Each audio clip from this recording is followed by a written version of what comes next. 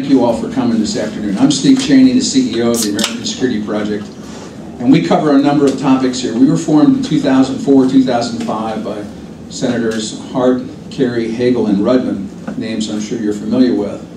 We cover a number of topics, not the least of which were energy security, nuclear security, climate change, terrorism, and asymmetric operations. And we've done a number of events about all those particular topics. But today's is particularly timely, I would suppose, given what's going on in Iraq and the crises and the business, and I presume that's why most of you are here to get the true scoop. And today's take on it is a little different from most. And I'm very pleased to have Dante Disparte and the folks from Clements Worldwide here to talk about risk management in the Iraq crisis, and not just in Iraq, but I think you're going to perhaps go some other places in the world to discuss this, and we have a most distinguished panel. So what I'm going to do is turn it over to Dante to run this show. He'll have each of them speak, then we'll do a little Q&A afterwards. We'll try to finish by 1:30 and on time. So with that, let me turn it over to Dante.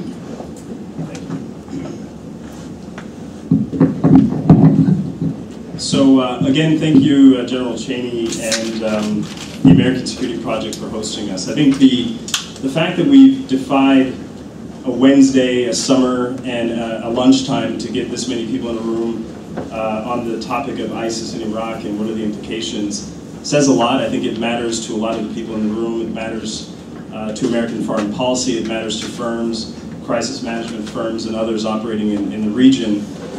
So I'm very pleased to contribute to this dialogue and try and figure out if we can make some sense in the hour that we have with this great panel of this very fast-moving situation. So what prompted the debate, and just in a second I'll introduce my panelists, what prompted this meeting was effectively watching the headlines, and in the course of a few weeks, a country that we've spent billions of dollars propping up, we've sacrificed lives, we've sacrificed treasure, opportunity, costs. There's a whole range of debates that you could put out there.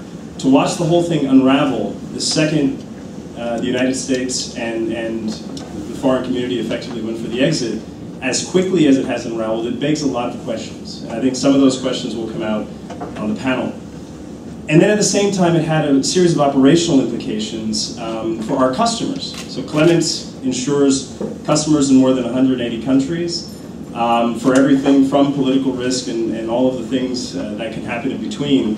And I started asking myself, you know, no matter what the foreign policy implications, and while nations are grappling with a response, firms, companies, and individuals remain exposed. They can't just make their assets magically disappear in Iraq. And so how then can we get some practical tips on how to deal with this? So that was one angle that I think we'll explore this afternoon. Another angle is, while Iraq is grabbing headlines, and it's absolutely an attention-grabbing country, and the situation is unraveling very quickly, I don't think it's isolated. I think Boko Haram in Nigeria raises a specter that this is the same thing that's happened in Iraq can happen in Africa. The speed with which Mali unraveled during the Tuareg rebellion raises that specter. The airport in Karachi in Pakistan withstood sustained attacks. You know, so again, I don't think it's an isolated event. So again, this was the intent of this afternoon's session. So to my right, we have our first distinguished panelist, Missy Ryan, national security correspondent with Reuters, has lived in Baghdad, lends a lot of legitimacy to this panel. So Missy will open up the conversation this afternoon. Further to the right, we have Major General Bob Scales, former commandant of the U.S. Army War College, and has been stationed in many countries, written extensively about national security. Further down the line, we have Mr. Daniel Wagner. He is a foremost expert on the subject of country risk management, political risk insurance, and what companies and individuals can do before the fact. I think the adage that you cannot worry about risk when the house is on fire is an apt one, and Daniel will share some of his experiences in that front. And then last but not least, my colleague Smita Malik, who is our Assistant Vice President of Special Risks, lots of experience on some of the financial solutions that are available to firms to put a fixed price on uncertainty. So with that, Missy, we'll turn it over to you to open up the debate. Thanks, Dante. It's a pleasure to be here today. And I'm really looking forward to your questions. So I'm going to keep my remarks very short. And I'd just like to give you a brief overview of the military and political situation that we've seen over the last few weeks. I'm sure much of this will be familiar to most of you here in the room. So really the event that catalyzed the whole conversation here today was the stunning advance of the Islamic State in Iraq and in Levant, now known as the Islamic State, which swept across much of northern and western Iraq and captured Iraq's second largest city, Mosul, on June 10th. And this event seemed to catch not only the Iraqi government, but the US government off guard. And despite the fact that we spent more than $25 billion, the American government, building up the Iraqi security forces from 2003 to 2011, one of the most dismaying elements of this situation was the fact that much of the Iraqi military abandoned their post in the face of the ISIS advance. Since then, the Iraqi military has tried to recapture lost ground, has hardened its defenses around Baghdad, but it's really struggling. Just this morning, the Iraqi army was rebuffed in its attempt to recapture the city of Tikrit, which everyone knows is Saddam Hussein's hometown. This was not the first time that the Iraqi military tried to recapture Tikrit, but it was forced to retreat due to ISIL clashes. One thing that I'd like to note is that after ISIL captured Mosul, the sectarian fissures that we all know about in Iraq seem to leap into the foreground again. And one feature of this was the fact that after a ruling from the country's highest Shiite cleric, Ali Sistani, tens of thousands of Iraq's Shiite militiamen mobilized to try to fight back ISIL. On a similar development, the Kurds in their semi-autonomous region have really been much more successful than the Iraqi military in keeping ISIL at bay. The Peshmerga forces have been quite effective. They not only defending the northern region of Kurdistan, but also in seizing the city of Kirkuk, which is abandoned by the Iraqi military. And it's important to note, I think, that the insurgency that the Iraqi government is grappling with right now does not just include ISIL. When we think of ISIL, we think of some Iraqi and some foreign jihadi fighters motivated by Islamist ideology. It also comprises Iraqis affiliated with the Ba'ath Party and with the Saddam-era military, some of whom purportedly are under the command of people like Azad al-Duri as part of the Naqshbandi army. On the political front, as we all know, Prime Minister Nouri al-Maliki's State of Law party won a comfortable lead in the April elections. And while Prime Minister Maliki clearly wants a third term, he's facing a lot of criticism that is not new and that has really been a problem since the 2010 elections. Criticism from his Sunni and Kurdish opponents who believe that his sectarian tendencies have really helped push Iraq into this current crisis. They complain that he's marginalized him using the largely Shiite security forces against minority elements in Iraqi society and trying to shut down Kurdish aspirations for greater economic and sort of territorial autonomy. There are a few encouraging signs. Just yesterday, the Sunni parliament elected a new speaker, which is like the first encouraging sign after weeks of deadlock. Salim al-Jabouri is a moderate Sunni. And I think this is a good thing, but it doesn't mean that the political crisis is at all over. Now the government has, I think, a period of 30 days to choose a president who will come from the country's Kurdish community, and then a Shiite prime minister will be selected. And this is really the most difficult question. Maliki shows no signs at all that he is willing to relinquish power, quite to the opposite. He seems to be interpreting even statements from the Sistani camp that suggest that he needs to step down as support for him. Recently, though, we've been told by members of his State of Law party that they're sort of coming to grips with the fact that they might need to find an alternative to Maliki. And the final political point that I'd mention is that the Kurds, meanwhile, seem to be quite emboldened since the government of Baghdad has really been shown to be weak and ineffective in the face of ISIL. President Masoud Barzani of the KRG has announced that they're really considering this referendum, which might put Kurdish independence to a vote. And the big question is, will countries like Turkey and the United States support that quest?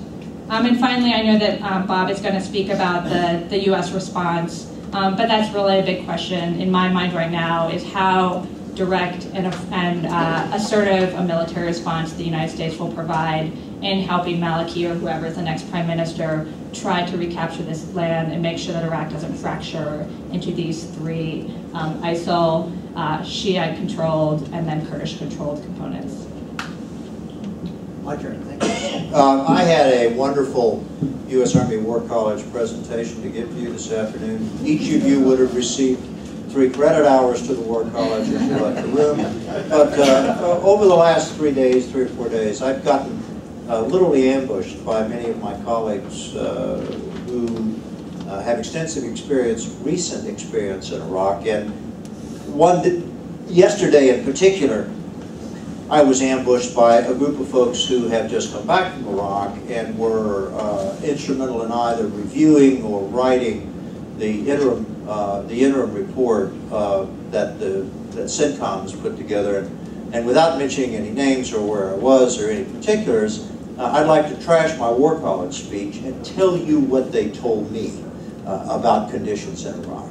This may be a little different than what you're reading in the media, but in the next 12 minutes I'll try to do that. Remember, these are private conversations and they're unfiltered, but I think they're pretty telling. First thing they told me is it's not all bad news. They said, you know, landing at Baghdad International Airport is not exactly like, you know, Stalingrad in 1943.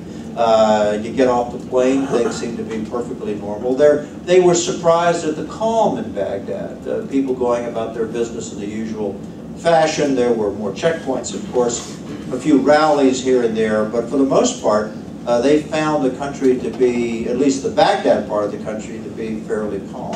Baghdad seems safe. There's some pressure in the southwest, some pressure in the northwest suburbs of the city, but the Shiite militias seem to be handling that fairly well. And there's no evidence that IS is all that interested in pushing into, you know, into essentially Shiite territory. So the remnants of the regulars, according to the folks I talked to, are actually pretty good. And have held up well. These are the commandos, these are the special police commandos that we trained, have been training for years, and who are relatively immune from over-control by the politicians. But the elite units are doing well, and many of the attacks that were made into Crete yesterday and the day before were actually conducted by these units rather than the regular army. Kind of tells you a little bit, parenthetically, about how we do advise and assist in the United States, and maybe changing our doctrine, maybe instead of focusing on the masses to focus on elites, but more about that later. Oil flows mostly intact. The Sunnis may have grabbed a lot of Iraq, but they didn't grab a whole lot of oil, and the export for oil right now is actually up. You know, they lost their refinery in was it Beijing, but that's affecting their mobility, but it's not affecting the export of oil. The war, according to this group, has reached a sort of, to use a military point, culminating point, where, you know, the offensive can go no further, and the defensive has yet to be able to sort of take over the war and go on the offensive. ISIS seems to be intent on sort of domestic domination within the regions that they control, rather than expanding their authority. And they tell me that the Kurds are okay. Peshmerga is intact with 320,000 folks we didn't train, but they seem to be doing fine, and they're holding the line against any attempt by ISIS to infiltrate into their territory. That's the good news. But the general tenor of the folks I talked to was very, very depressing. And it goes like this. There is no hope of the Iraqi government resuming the offensive. Not now, maybe not ever.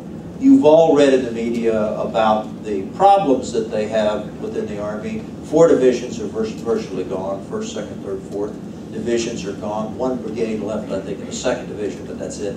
The centerpiece of the Iraqi Army has simply disappeared. They're out of fuel. Spare parts are in short supply. The soldiers can't even get fed. A lot of the soldiers are being fed actually by charitable groups in Baghdad and elsewhere. The Army's logistics system, whatever it had at the time, has disappeared. The leadership at the brigade level is just terrible. And there doesn't seem, while there's some cosmetic changes of military leadership that Maliki made a few weeks ago, the inherent corruption and political focus of the military leadership, frankly, is left intact. One guy told me, he said Maliki would rather risk his own destruction than mess with his system of almost mafia-like system of patronage within the Army, and he has refused to replace some of the commanders that were recommended to be replaced.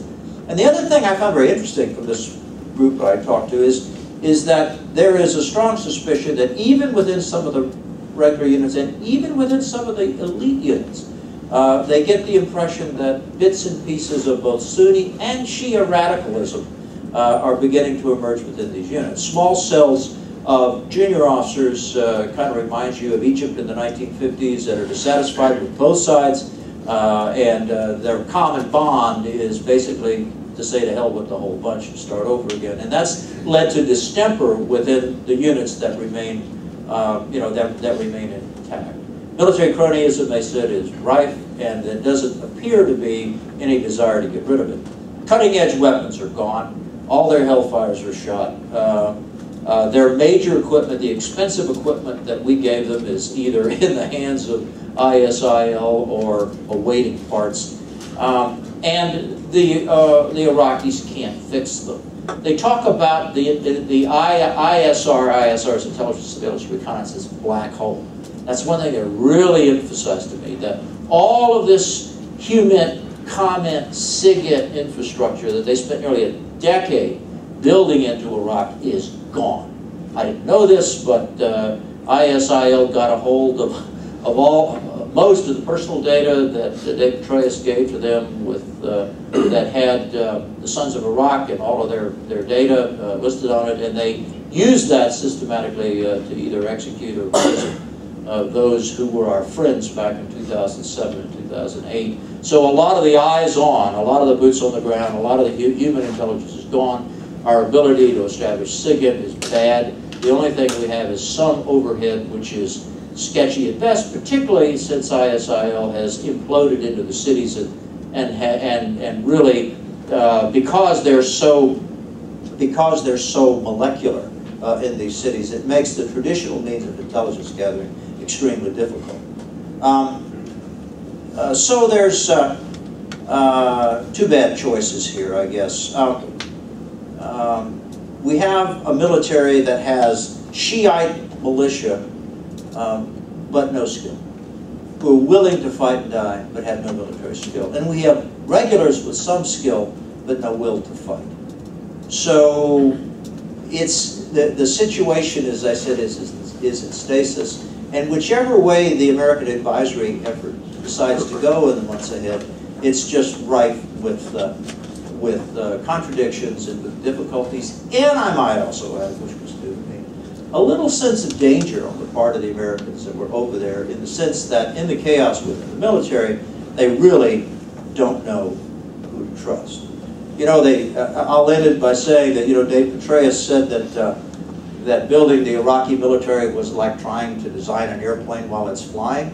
One guy put it to me, he says, today it's like trying to design an airplane while it's flying that's running out of fuel, has no food on board, the pilot is parachuted out of the airplane, and there's no leg room, and it's going to crash anyway. With that optimistic tone, I'll pass it to the next... So with that very rosy picture that Bob just painted, Daniel Wagner, perhaps you could put it in a different perspective. Well, I wish I could say that I was going to put this all in an optimistic frame, but that wasn't what I intended to do even before I heard the General's comments. Thank you for that. Actually, it's enlightening to hear someone with your background have an orientation, and that of your colleagues, to what's going on, which seems so rather honest, which we don't necessarily often hear in the media. Let me read you something that was sent to me that I think neatly encapsulates the problem that we have in Iraq now. It goes like this. We support the Iraqi government in the fight against ISIS. We don't like ISIS, but ISIS is supported by Saudi Arabia, whom we do like. We don't like Assad in Syria. We support the fight against him, but ISIS is also fighting against him. We don't like Iran, but Iran supports the Iraqi government in its fight against ISIS. So some of our friends, oh, hang on a second, got cut off. Sorry. So some of our friends support our enemies, some enemies are now our friends, and some of our enemies are fighting against our other enemies, whom we want to lose. But we don't want our enemies who are fighting our enemies to win. If the people we want to defeat are defeated, they could be replaced by people we like even less. And so that's the dilemma that we have today, which is, in essence, we did all that we did since 2003 to, in essence, get rid of a Sunni tyrant and replace him with a Shia tyrant, which I don't think was our intention, but that's ultimately what happened. In 2004, I published an article called A Western Fix for Iraq, Forget It. And I was basically saying that based on the power of tribalism in history and the fact that Iraq was created with false borders to begin with, legacy issues from the French and the British, etc., the Ottoman Empire, that there wasn't much chance that our effort was going to succeed. And I wish I could sit before you and say that I was terribly wrong. I would have loved to have been wrong. But 10 years ago, I predicted basically that what would happen is that the place would fall apart and would likely end up in 3 separate states. There's an argument now that's going on that basically says we need to do everything that we can to keep it together. The reason that we need to do that is the sanctity of borders and the future of the region, etc. But what I think we're losing sight of is the fact that the Sunnis and the Shia have been slugging it out for centuries. And centuries from now, they're still going to be slugging it out. I find myself having a difficult time justifying expending more effort trying to contain the problem. I do find myself saying, why don't we let the forces of history do what they've done so far and see what happens. Caught in the middle are a bunch of people who are innocent victims and are, as the Syrian playwright Sadallah Wanus has said, condemned to hope. Basically cornered between 2 or 3 terrible options, you know, stagnant repression, a stagnant state, and nowhere to go. So all they have is hope. At the end of the day, my view is that the only way that they will ever see a better day is if the forces of history do what they're going to do, and whatever happens, happens. Because we tried to control that, letting the genie out of the bottle, etc., and it wasn't going to work. What needs to happen, of course, is that there needs to be free markets, you know, letting up of state control, all of those things that we want to see, the democratization process. But you don't go from 0 to 60 when you do that. It takes decades. It's not going to take 5 years or even 10. It will take decades to accomplish that. Where do we go from here vis-a-vis ISIS? I share some of the General's colleagues' view that basically those gains that have been made, it seems to me, are unlikely to be lost. Right now, ISIS controls a state about the size of Jordan, about the population of Jordan. And this sort of no man's land, if you will, between Aleppo and Western Iraq. It doesn't seem to me that it's likely that that's going to change anytime soon. We're not going to be changing it. I don't see any forces in the region that have the wherewithal to change it. So my guess is that ISIS is only going to be strengthened from here on out by some of the gains that they've made, the money that they've made, the people who are joining their battle. And we need to be prepared to deal with that. Let me just shift gears a little bit and talk about what organizations might be able to do to prepare themselves to go into a place like that. Well, just a couple of quick comments. One is that it certainly re-emphasizes the importance of doing due diligence, but due diligence is also often done with the idea that you're going to have a certain paradigm in place that doesn't change. It's not meant necessarily to be done when the paradigm is shifting. So that can really have an impact on the effectiveness of the effort. And secondarily, knowing your customer, certainly KYC in all capital letters on that one, well, shifting sands as well. There's only so much anyone can do to try and manage the risk management process in a place like that.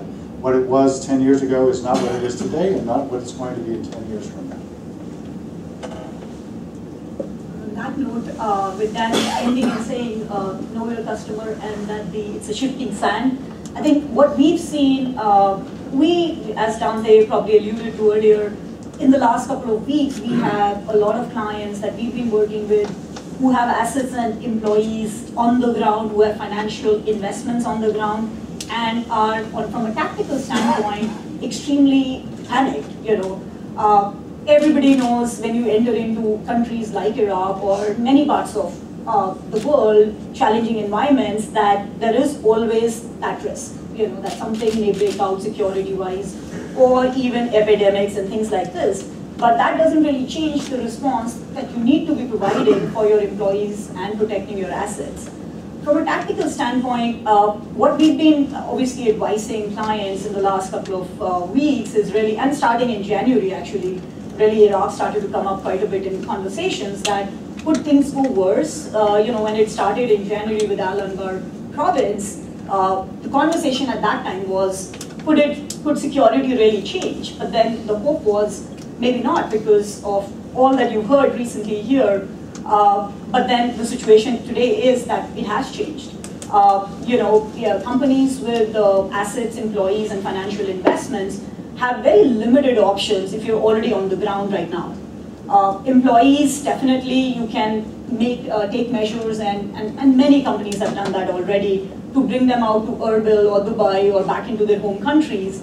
However, that's creating another challenge. Erbil is strained with resources, and I'm sure here at the audience you may have a lot of employees or assets, or information about Erbil and how it's becoming drained on resources, to the fact that, including the fact that there are no hotels as well available, decent hotels with decent fire protection measures, things like this. I mean, there was an incident several years back in Erbil where a lot of the expats, the hotel burned down, and a lot of the expats were stuck. And there were over 300 U.S. nationals that, that unfortunately were deceased in that hotel fire. So this is causing concerns to the companies and organizations operating there as to what next. Is it a long-term plan to evacuate? Is it a short-term plan to evacuate? What do you do about assets that cannot be mobilized at all? And this is not just applicable to Iraq, really, for any such country. Pre-deployment, just like the due diligence, we always say risk management and insurance diligence also needs to be done when you are looking at deploying in such countries. You need to have contingency measures in place. You need to know who are the assistance companies, security companies that can assist getting employees out. What do you do about the assets that are already there? Can you mobilize heavy equipments, armored vehicles, which also is another big area of concern for a lot of the US government contractors that are using these armored and tactical vehicles for delivery of US government work. How do you secure those vehicles? How do you make sure they don't fall into the wrong hands? When you have to evacuate a city, you're pretty much leaving everything behind as it is, hoping that once things stabilize, the losses are minimized. For that, you need to have insurances in place, and it's not about ensuring the right or buying everything possible for that country. It's about buying the right kind of insurances, making sure whatever is there in place does respond. From an insurance, just to end on a note on the insurance market, how is it reacting to Iraq? Clearly, things are tightening up for the insurance market. There are no capacities, or virtually very limited capacities available in the insurance market if you were to go out now to buy insurance for Iraq. But that's not to say that insurance is not available. It's still available. It's available based on where the assets are, where the employees are. One of the other things that's happening is that clients, when something like this happens, there is a lot of panic buying that happens, which drives up the prices. So a lot of companies are now coming in and saying, we need to buy insurance for Iraq or within Iraq, Baghdad right now. And that's one place where you would obviously see insurance companies quoting much higher than they would have previously quoted. So our advice has always been, instead of getting into the culture of panic buying, do plan insurance before. Insurance can be extremely expensive for places like this. US government has helped make insurance a priority when working in such locations. So if you are a company that is planned well, you would actually have all those insurances in place. Now then begs the question, do you have procedures in place to call on those insurances? I mean, insurance can only respond if you're well organized as well. If the insurance companies do not know where your own employees are or your assets are, how would they respond? And that's been another challenge for us in the last couple of weeks, is where we see incidents coming in or claims coming in, the clients may not have a visibility on what is happening on the ground with their assets and their locations. I think the quotes that you will be seeing these days for Iraq and in fact many places in the Middle East and Africa are with very limited validity, which means it's on as on date basis or 3 days validity, which means you really don't have much time to even decide. It's kind of like you get a sticker shock first, and then you have to decide within 24 hours or really 3 days. So things like this, and it's also, I mean, in the news and in our insurance circle or risk management side, you hear a lot of news about political risk, but there is a whole lot of other risks that you are going to be probably seeing more claims on, such as really fire risk or things like this, and employee-related accidents, making sure they're housed in the right kind of environment, things like this. So do worry about or do look at policies that you have in place for not just political risk, but other risk as well. It's really, I mean, this is, I think from a tactical standpoint, what do companies do really at this stage, where Iraq is already where it is. Thank you. Great. So I could imagine with the capacity crowd that we have here, and I think these illuminating comments, some of them, of course, cast a very, very dark cloud over Iraq and the prospects for the country.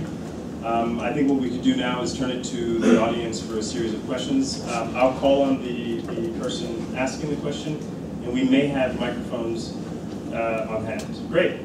So this gentleman right here in the front row.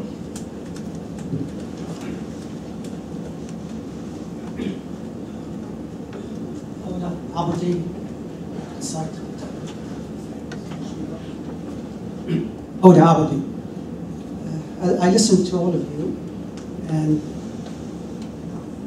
just need to go back a little bit to history. Because when we talk about Iraq today, we talk about Iraq in the last 30 years. First, the notion that the Sunnis and the Shiites have been fighting from the start. It's partly true, partly wrong. The Turks controlled Iraq for 400 years. The Turks were Sunni Muslims. They were Iraqis, whether they were Shiite and Sunnis in the Turkish army, were forming national cells, and they fought against the Turks.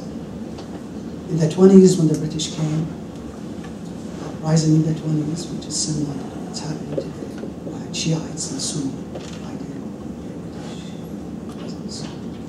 Thirdly, the Ba'ath Party was formed by Shiites mainly, and a lot of Sunnis joined.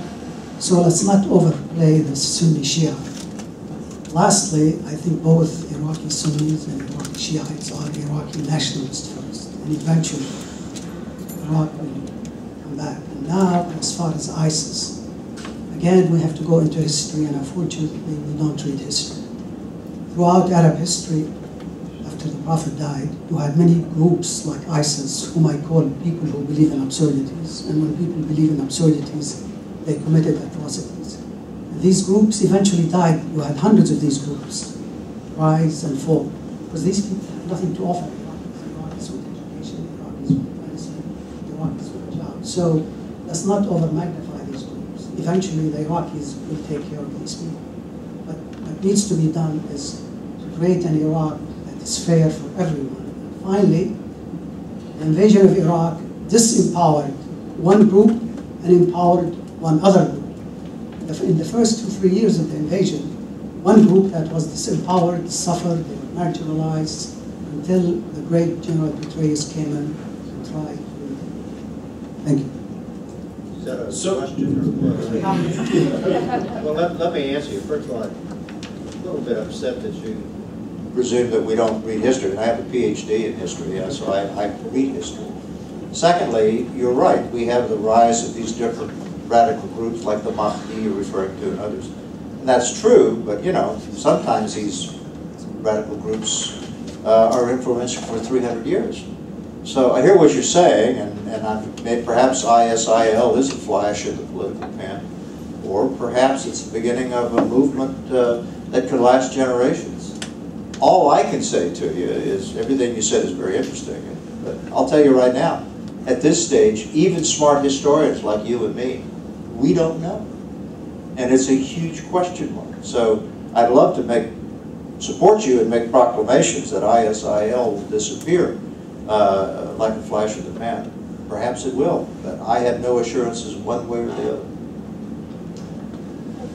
Sorry, Missy. I'll just add, I mean, it's certainly true that ISIL does not enjoy the support of the majority of Iraqis, but you know, I think there's actually been polling done recently, not in Iraq, but in Syria about ISIL, and it showed that it has very little support among the Syrian people. And I think you could assume the same thing in Iraq, but there's no arguing that it has been, so far at least, extremely successful in exploiting the existing tensions or frustrations that existed in Iraq in places like Anbar and Nineveh and Salahuddin. And you know, maybe that won't last very long, and certainly I would expect that there would be deepening divisions and perhaps violence between the ISIL component of the insurgency and then the old guard that I mentioned earlier.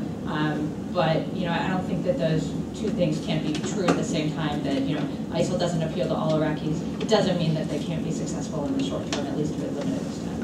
I would just add to that very briefly. The jury will be out for some time, I think, on how successful or unsuccessful they will be. But if they are to be successful, they have to win over the hearts and minds of the people. And they probably don't have to go too far to do that from a basic needs perspective, because the government's failed to do that. And it's basically a failed state for all intents and purposes, and the area in which ISIS operates is that of a failed state. So if they're able to do something like the Muslim Brotherhood was in Egypt and meet basic needs, they may find that their political orientation or success may change. Gentleman in the green side. Hi, Harry Blaney, Center for International Policy. When listening to the whole panel, I get the first reaction is that the only thing we can do is just hold up our hands and stand by. It seems to me that may be not, in the end, the only options that are available for all. There's a lot of diplomatic work, there's some work that military can be done, but it is probably one trying to bring, if you would, putting together the broken pieces as best one can, including perhaps the plan for dismembered or partly dismembered Iraq. But it seems to me that the things that were not addressed, and I wish that the panel would go back on, one is the argument that has been made by the President and others that a ISIS area that spans from Syria to Iraq is a danger to us because it can be a staging ground for attacks on Europe and on the United States, and I'd like you to respond to that. And the second element that's at work is the humanitarian aspects. As Americans, we are not happy with mass bloodshed and the killing of innocents right and left in a large way. And that's one of the options that are out there. And one has to ask the question, I would put it to the panel, what do we do about that, if anything? And finally, the solution of trying to work out some kind of agreement among the existing powers, the Kurds particularly important, and the second, obviously, what's a building now and whether anything can be done to replace Maliki and put some semblance of unity of at least some Sunni and some Shia together there to at least hold, if you would, some unity and put in resources that can provide for the people or be seen to be right people in this process. So that's my questions, and I'd like letting you ask what can be done. I'll answer two. One is the terrorist deal. A global response by ISIL, but not now, not soon. There's no evidence that ISIL, unlike Al-Qaeda, has a sort of foreign wing. It may go to that. God knows, with 8 million people under their wing, it might happen. But they're a long way, maybe years away, from even beginning to consolidate this Sunnistan area that people are referring to. And I just can't see it happening anytime soon.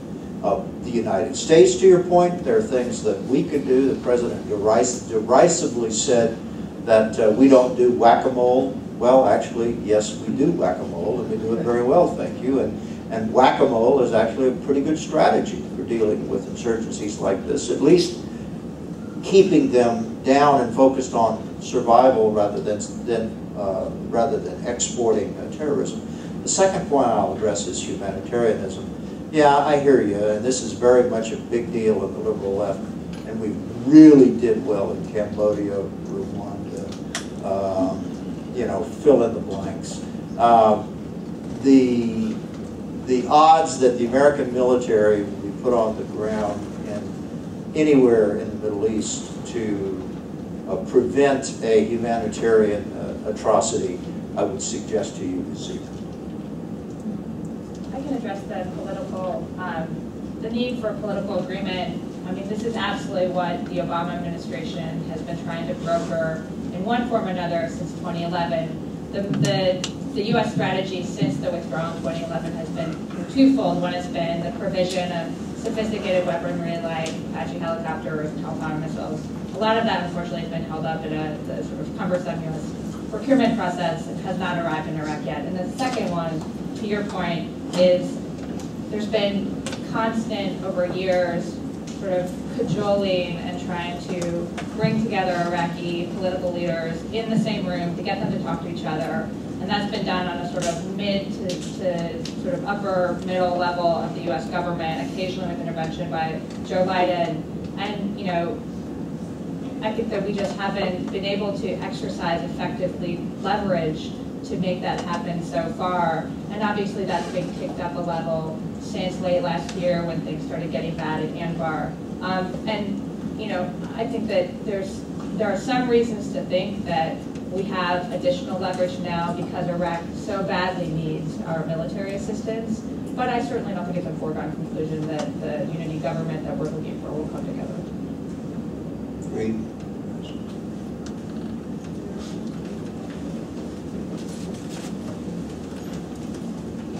Thanks. I'm Chip House from the Alliance for Peace Building, and this is more for you, General, but it may be for all of you. I spent the weekend reading Gideon Rose's new book on ending war, and then heard him speak at USIP with a whole bunch of people in dress uniform from your place, your old place. And one of the questions that Rose asks is, when you try to end a war, when you go into a war, you should have the end state in mind. And I hear you talk, and I hear my friends from the War College talk, and I don't have an answer to this, but it sounds like his notion of reverse engineering. Start with what you want to end up with, and then try to get there. But somehow, in the case of Iraq, we invested, depending on how you count it, $1 gazillion in a gazillion lives of your colleagues in that place. And this is what comes out of it. How can we prepare better for these kind of events in the future? Because you're right, my folks didn't do a good job in Rwanda or any of the other places you mentioned. How do we help you guys do your job better the next time? That's a great question. First of all, you do get 3 credit hours for the Army War. You alone. I've been there. I know. Let me make a couple of points very briefly. Number one is the United States does a terrible job in predicting the place, the time, the circumstances, and the nature of the enemy in future conflicts. I mean, if Harry Truman Harry Truman didn't know where Korea was on the 25th of June, 1950. If Lyndon Johnson knew that the price for his silliness would have been 58,000 dead of my colleagues, he never would have done it. And George Bush had no intention of fighting 2 wars for a decade. So our ability, the $85 billion a year we spend on conflict prediction we're about 0 for 12. We do that terribly. The second thing is we have a wonderful understanding, whether it's Rose or Clausewitz or Cohen or you name the strategist, of understanding the whole principle of ends, ways, and means. What we don't understand is ends. Generally speaking, our wars begin through mutual miscalculation and hubris and spin out of control, and all of a sudden, as a nation, we don't want to be embarrassed, and so we drag it on, in some cases, for decades. Look, when the president's wife rolls over and said, George, we've got to do something about those people, then all of the war colleges and all of the strategy and all the books don't count for a damn thing. It's all instinctual, it's all capricious, it's all virtually all unplanned. And almost, look, every war America is ever going to fight is going to be short, sharp, glorious, and focused on technology. And oh, by the way, if you look at what they're doing in the Pentagon today, that's exactly what they're saying. Have you heard about this new gig for fighting China called air-sea battle? We don't have that many bullets. So, yeah, I think our intelligence system and our system for development strategy is amateurish. It is poorly formed, and a great many well-educated people, some of whom are in this room, when America starts to slide down the slippery slope to warfare, for whatever reason, we just seem to fall apart. It's just how we are. So, if I may, I think, General, thanks for sharing your honest opinion there. I think part of the additional comment to make to that question is we're in an era where we're conflating the work of the Pentagon with nation building.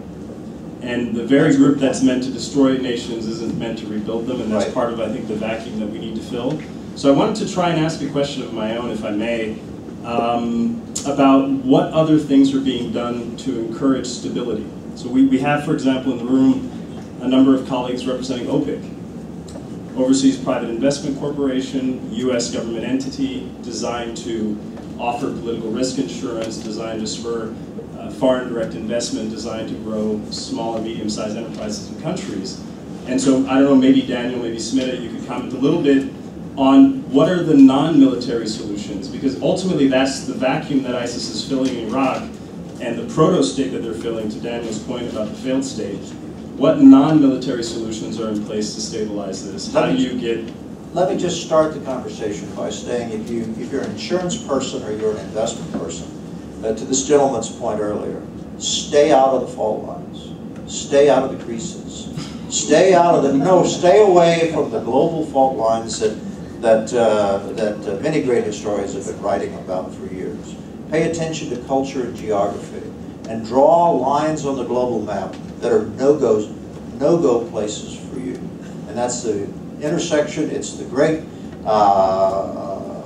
Pan-Arabian swath across the middle and the vertical crease that separates Europe from Asia. There is nothing, I believe, over the long term that justifies investment in these regions which are perennial sources of conflict. Spoken like a true political risk insurance. You sure you haven't done that as a previous? No, man. Well, look, I mean, speaking on that topic, I don't think that there are very many insurers in that class of business who would be in business for very long if two things didn't happen. One is if they didn't know how to say no thank you when it was appropriate. But secondarily, if they didn't know how to say yes when it was an appropriate opportunity. And the old adage goes, there can be good deals in bad countries and bad deals in good countries. And your ability to detect them is what separates good from bad underwriters. I just wanted to say a couple of words related to both of the previous questions. One is, it seems to me that if we are going to gain anything from what we've just been through and what Iraq and the region has just been through over the last 10 plus years, we need to learn some lessons, and we need to absorb them in our psyche, and we need to translate them into policy making. Because one of the things that I still see happening on the Sunday morning programs is people who were responsible for presiding over and enforcing the actions of the Bush administration in Iraq are still hammering the same hammer on the same nail, talking the same points 10 years later. It just mystifies me how they can do that with a straight face. Secondarily, I think coalition building is extremely important, but we're not in a particularly good position to be doing that at the moment, because so many of our allies are either alienated or they are in transition.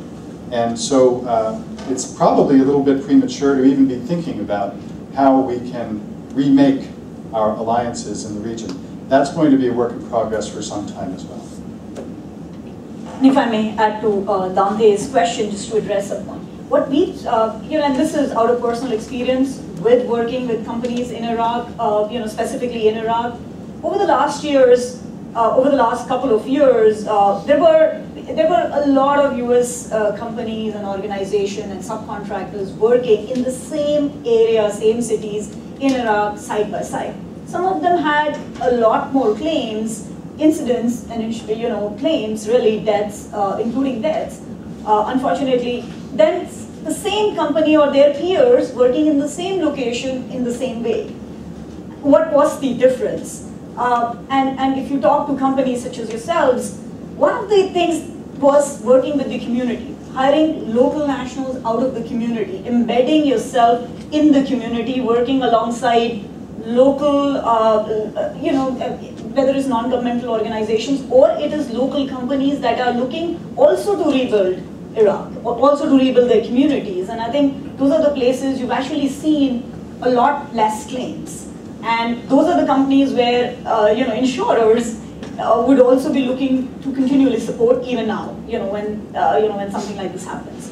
The second point and the last point I would like to make is, even when you're looking at investments flowing, financial investments flowing out of from U.S. government, U.S. organizations into local companies and things like this, or a lot of assets transiting through the entire Middle East and oil transiting through the entire Middle East and things. Again, the same approach has been taken by those companies as well, is to have the buy-in of the local community, to work with the local community, and that's what is going to guarantee to them the protection and the safe passage of employees and assets.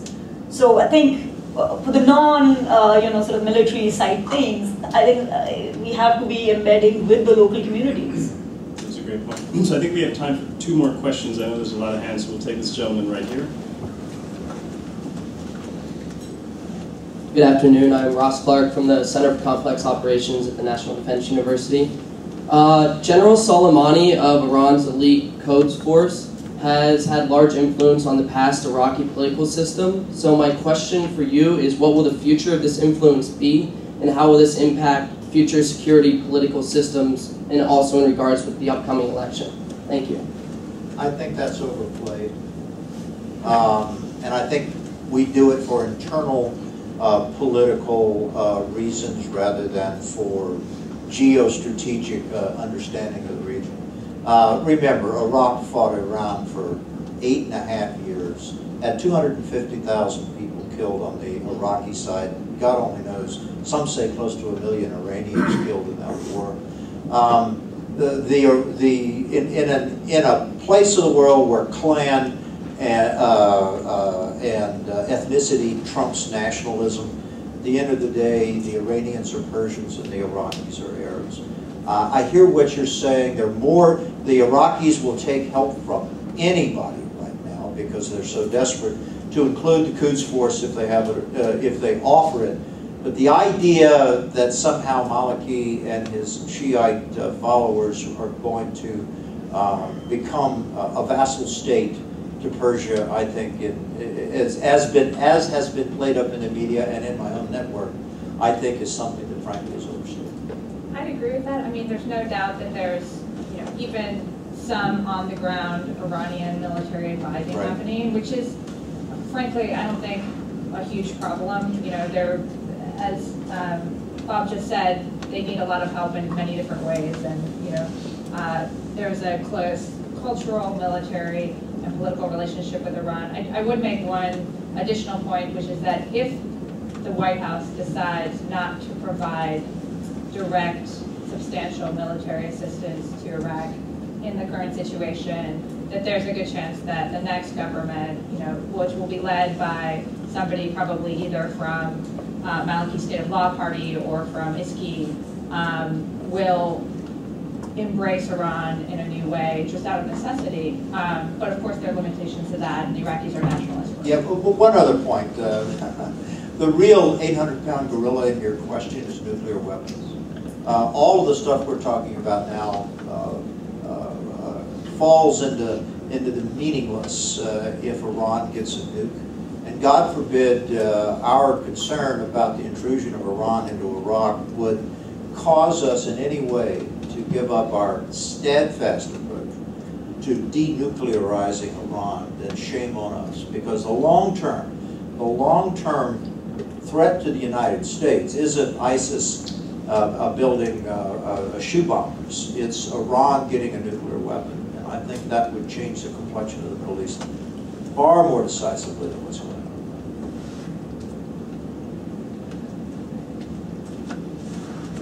It's a great question, by the way. You get 3 credit hours even though you're here.